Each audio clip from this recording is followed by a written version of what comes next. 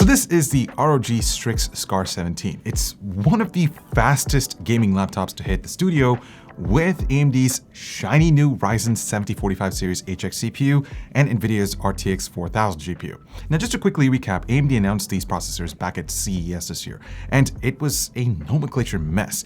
Basically, you had a whole mashup of Zen 2, Zen 3, Zen 3 Plus, and Zen 4 CPUs. I've done a separate in-depth video covering that, which I highly recommend checking out. But what we have over here with the Scar 17 is a top-tier Zen 4 Ryzen 9 CPU in a 17-inch form factor that's strictly catered towards desktop replacements. And it's ridiculously fast. Now, I'm not gonna say this is gonna beat everything out there, but it is this close to the best of the best on the desktop side. Now, I'm focusing just on the CPU side because GPUs have a long way to go. But let me explain how we got here and the performance I'm talking about. Now, I understand that laptops will always be more expensive than desktops.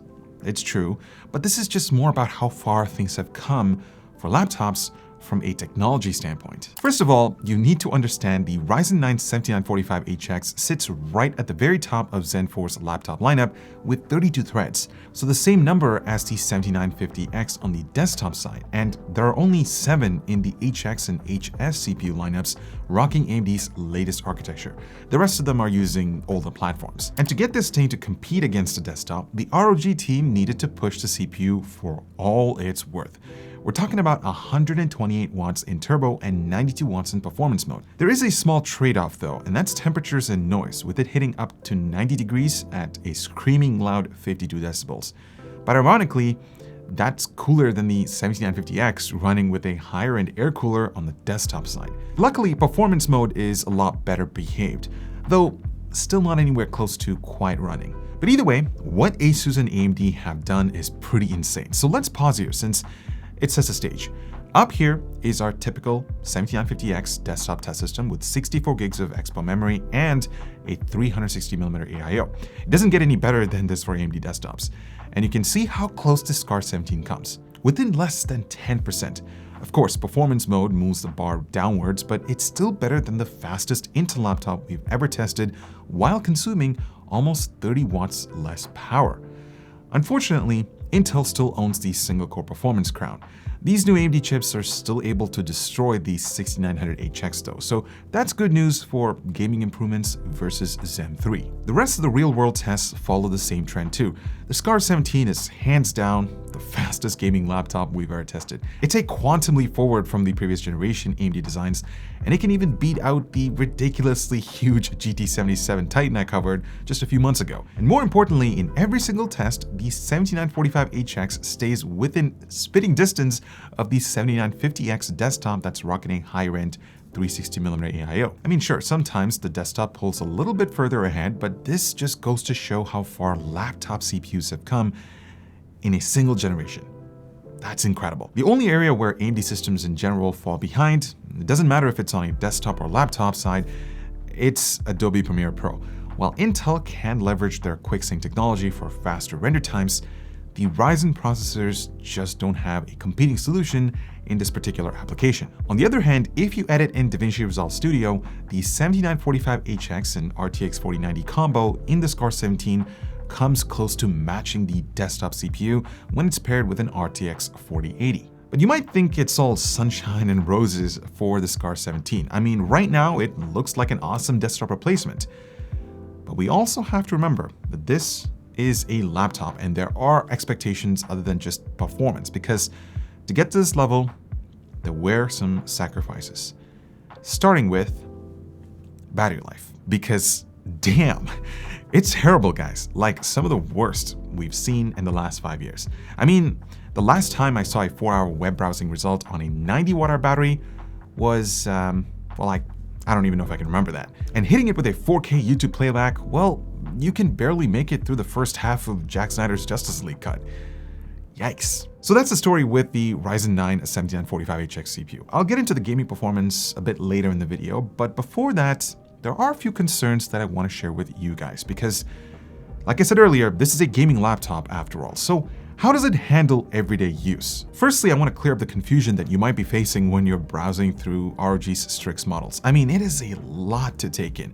Basically, there are three categories. The Strix Scar 16/18 only comes with Intel and NVIDIA combos, newer designs and top-tier features like a 16:10 Nebula HDR display. The Strix G16/18 follows the same pathway as the Scar series, but it offers less customization and limited GPU configs at lower price points. Then there's the Scar 17 G17 specifically for AMD Ryzen CPUs that uses previous generation designs, and it comes with fewer features than the Intel SKUs. Asus, if you're watching this, you're just making it harder for consumers to make their choice when you present them with 1,000 different models. I'm just saying. So the entry spec for the Scar 17 starts at $2,900, which gets you the Ryzen 9 CPU, 32GB of DDR5 memory at 4,800 MHz, 1TB Gen 4 SSD, and an RTX 4080 paired with a 17.3-inch Quad HD 240Hz display. The spec that we have over here comes with an RTX 4090, and that upgrade alone, my friends, will cost you an extra $600. Man, that 4090 tax is brutal. It's a lot of money for a gaming laptop, but remember, you are paying for that high-level performance.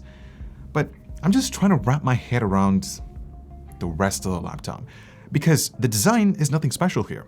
Asus is using the same chassis as the previous generation. The top lid comes in this matte black finish, and its laser edge strip is populated with little ROG logos. It's a minimalistic approach with a bit of character that I like. The logo is LED backlit, but it doesn't support RGB. Also, you can't swap out the armor caps located right over here, unlike the Intel SKUs. The build quality is pretty good. The top lid is made out of aluminum, which adds a little bit more weight to the chassis. There's minimal flex in the keyboard area, and the hinge does a pretty good job preventing the screen from wobbling. Portability is not its forte, since it's over an inch thick and it weighs over 6.5 pounds, or close to 3 kilos. It's literally the exact same size and weight as last gen Scar series, which I guess is a good thing because they crammed in more power this year. Now for context, here's how it compares to the MSI GT77 Titan, which is a bit thinner, but it weighs more than the Scar 17. The power adapter is enormous. It's bigger and bulkier compared to last gen since it's rated for 330 watts, which makes sense because it's got to power that super fast RTX 4090 and a CPU with 32 threads. It does charge the laptop with the standard barrel style connector, so if you're planning to lug this whole setup between classes or work, good luck, but also just make sure you have enough space to accommodate this whole package. The port setup is pretty convenient, with the majority of them located in the back for easier cable management, so you get power in, 2.5G LAN, HDMI 2.1, two USB 3.2 Gen 2 Type-C ports with DisplayPort pass-through and PD 3.0 support, and towards the left, you get a few USB Type-A ports and an audio jack. There are no ports located on the right side, which I like because you don't have to worry about plugging in accessories and having your mouse hand interfering with that when you're gaming. Keep in mind that the USB Type-A ports only cap at 5 gigabits per second versus 10 gigabits per second on the Scar Intel series. I mean, for a laptop that costs over $3,000, that's a bit disappointing. But you know what's not so disappointing? These new cases from Antec.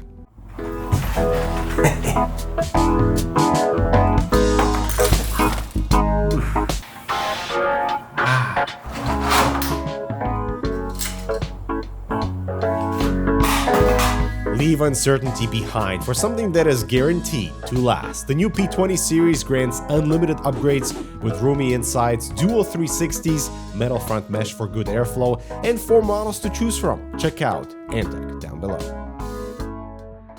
All right, taking a look at the interior space, you're greeted with a full-size keyboard and a dedicated numpad. So for those of you who work with numbers, this can come in handy. Honestly, this layout hasn't changed for years, guys. Asus is sticking to the if it ain't broke, don't fix it type of approach. You do get dedicated keys at the top for quick access to volume levels, mic mute, performance modes, and of course, being able to access Armoury Crate. The keys are excellent. It's still one of the best that you can find on a gaming laptop, since the switches actually feature 2mm of key travel. So there's great feedback, which is appreciated for both typing and gaming. RGB lighting is here with per key customization, which can be customized through the Aura Creator app. The only thing I'm not a fan of is the fact that it's another app that lives outside of Armoury Crate, and it's layer-based customization. It took me some time to get used to, but I did end up figuring out my preferred style. You also get this light bar wrapped around the keyboard perimeter that adds more ambience, but the diffusion is just not smooth or even bright compared to something like the Legion 7i Pro or even Alienware's offerings. Honestly, I was hoping for something different with this design, maybe change up the fonts, give us bigger arrow keycaps, and improve the color uniformity with the RGB lighting. You see, having used this for a few weeks, I felt like I was using a 2-year-old laptop with updated specs for 2023. And I don't think it suits the $3,500 price tag this thing carries. On the positive side, the trackpad was really smooth to work with.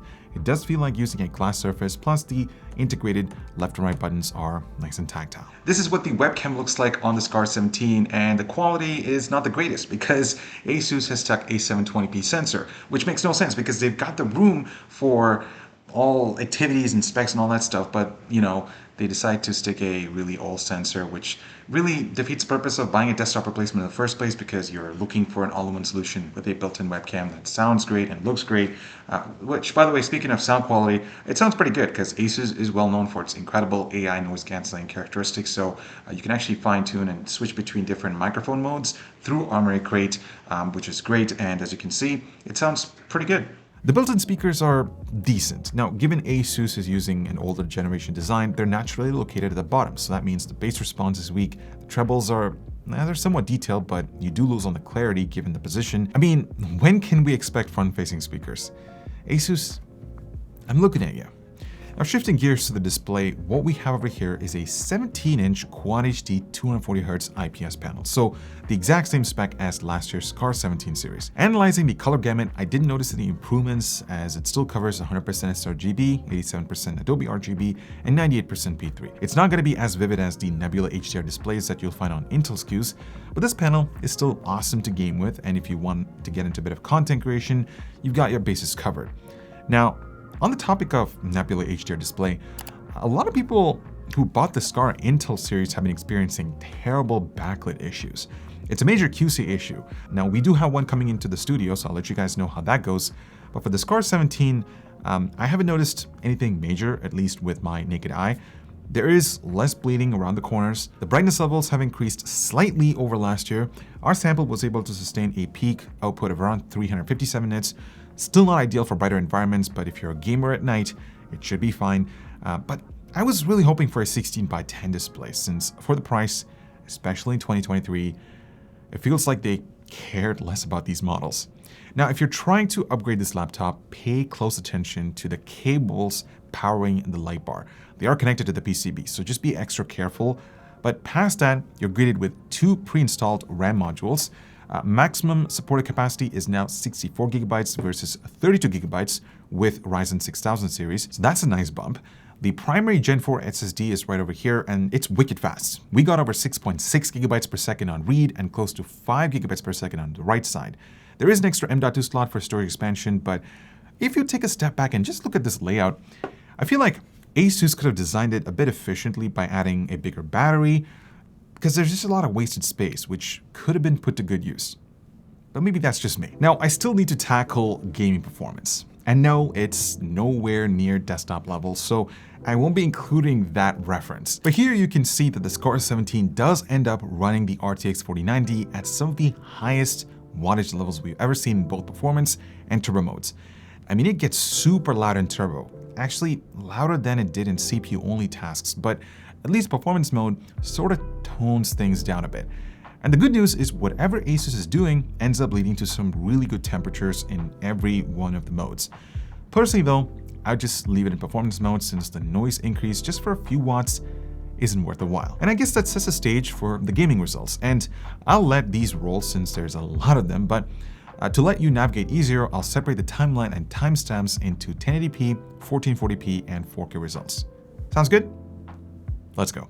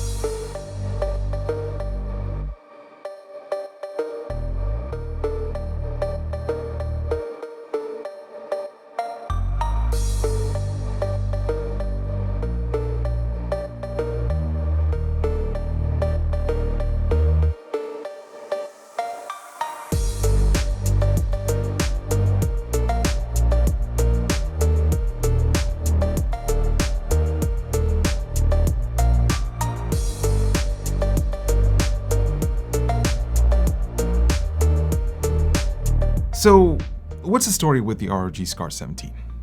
Well, there's no denying the fact that this is one of the fastest gaming laptops we've tested to date. The Ryzen 9 CPU is insanely close to a desktop equivalent 7950X. You also get top-level GPU frame rates, so if you're strictly looking for performance, go ahead, pull the trigger on this laptop. Personally, I feel like it's priced way too high considering you're getting a previous generation design with a 16:9 display, a terrible webcam, and horrible battery life. But I guess that's a trade-off you get for performance. Plus, it gets pretty loud, especially in turbo mode, so I would recommend running it in performance mode. Now, if you compare the Intel SKUs to this particular model, there are a lot of features that are missing, and I don't know if I can point the finger at ASUS because AMD is struggling to supply enough chips to keep up with demand. And I think ASUS just doesn't want to spend the money and resources to integrate these Ryzen chips into newer designs.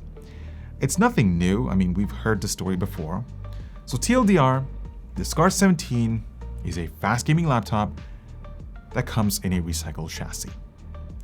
On that note, thank you so much for watching. I hope you were able to take away everything that you needed to know about the Scar 17 featuring AMD's fastest Ryzen 9 mobile CPU. Let me know what you guys think. I'm Ibor with Hardware Canucks.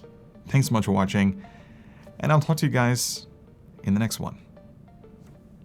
Also, please spend responsibly.